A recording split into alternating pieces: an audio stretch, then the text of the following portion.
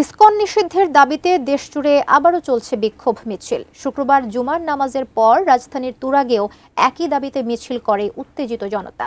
এ সময় একটি রাইফেল উঁচিয়ে কিছুক্ষণ নাড়াতে থাকেন এক ব্যক্তি, যে ভিডিও মুহূর্তেই সামাজিক যোগাযোগ মাধ্যমে ছড়িয়ে পড়ে।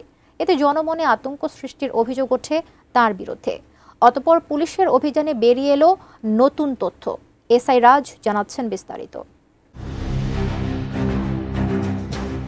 সারা দেশের মতো রাজধানীর তুরাগেও ইসকন বিরোধী মিছিল হয়েছে শুক্রবার। ওই মিছিলে ডামি রাইফেল প্রদর্শন করে জনমনে আতঙ্ক সৃষ্টি করার অভিযোগে এক ব্যক্তিকে গ্রেপ্তার করেছে পুলিশ।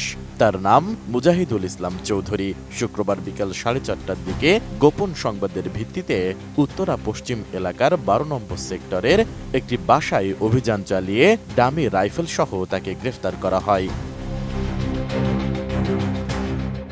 বিষয়টি নিশ্চিত করেছেন তুরাগ থানার ভারপ্রাপ্ত কর্মকর্তা মোহাম্মদ মনিরুল ইসলাম। তিনি বলেন, শুক্রবার দুপুরে তুরাগ থানার একটি টহল টিম গোপন সংবাদের ভিত্তিতে জানতে পারে কতিপয় ব্যক্তি তুরাগ থানাধীন খালপাড় পুলিশ বক্সের পাশে পাকা রাস্তায় গণজমায়েত করে অবৈধ অস্ত্র প্রদর্শনের মাধ্যমে জনসাধারণের মধ্যে ভয় ও আতঙ্ক সৃষ্টি করছে এবং আইনশৃঙ্খলা পরিস্থিতির বিঘ্ন ঘটাতে চেষ্টা করছে। পরে পুলিশ সেখানে গেলে আইনশৃঙ্খলা রক্ষাকারী বাহিনীর উপস্থিতি টের পেয়ে তারা পালিয়ে যায়। স্বাস্থ্যকর অল টাইম ফ্যামিলি কেক, সব সময় অল টাইম হেলদি লাইফ। পরবর্তীতে স্থানীয়দের মোবাইল ফোনে ধারণকৃত ভিডিও ফুটেজ ও জিজ্ঞাসাবাদের মাধ্যমে মিছিলে অস্ত্র প্রদর্শনকারী মুজাহিদুল ইসলাম চৌধুরীকে শনাক্ত করে তুরাগ থানা পুলিশ। পরে উত্তরা পশ্চিম থানাধীন 12 নম্বর সেক্টরের ওই বাসায় অভিযান পরিচালনা করে পুলিশ।